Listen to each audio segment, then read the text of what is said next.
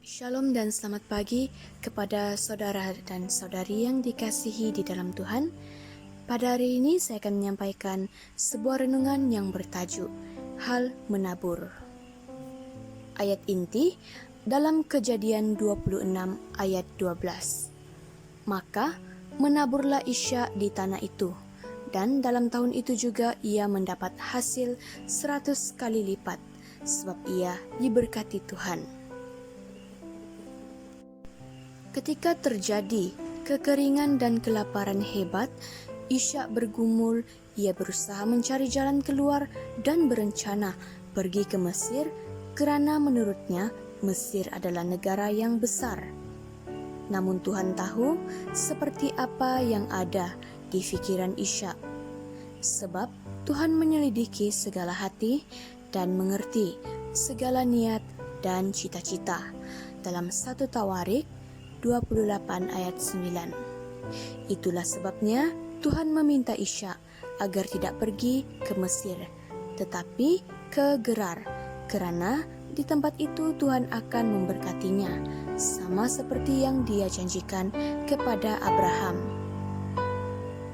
Dikatakan, "Aku akan menyertai engkau dan memberkati engkau, sebab kepadamulah dan kepada keturunanmu akan kuberikan seluruh negeri ini, dan aku akan menepati sumpah yang telah kuikrarkan kepada Abraham, ayahmu."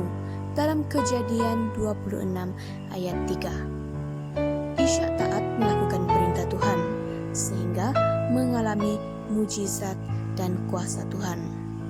Andaikan ia tidak taat dan tetap pergi ke Mesir, dia tidak akan mengalami mujizat. Apabila Tuhan memerintahkan sesuatu, pasti memiliki rencana, dan semuanya pasti mendatangkan kebaikan. Kerana Allah turut bekerja dalam segala sesuatu untuk mendatangkan kebaikan bagi mereka yang mengasihi Dia, yaitu bagi mereka yang terpanggil sesuai dengan rencana Allah. Dalam Roma 8 ayat 28. Hal kedua yang dilakukan Ishak sehingga ia mengalami kelimpahan meski di tengah kelaparan hebat, Ishak menabur di saat krisis. Meskipun di tengah krisis, Ishak berani menabur dan akhirnya mengalami tuaian, bahkan menuai hingga 100 kali ganda. Dalam ayat 12 hingga 13 mengatakan, "Maka menaburlah Ishak di tanah itu, dan dalam tahun itu juga ia mendapat hasil 100 kali lipat, sebab ia diberkati Tuhan, dan orang itu menjadi kaya, bahkan kian lama kian kaya, sehingga ia menjadi sangat kaya." Mungkinkah menabur di tengah penderitaan atau kekurangan? Secara logiknya hal itu mustahil, namun bagi Tuhan 5 roti dan 2 ikan boleh memberi makan 5.000 orang lebih.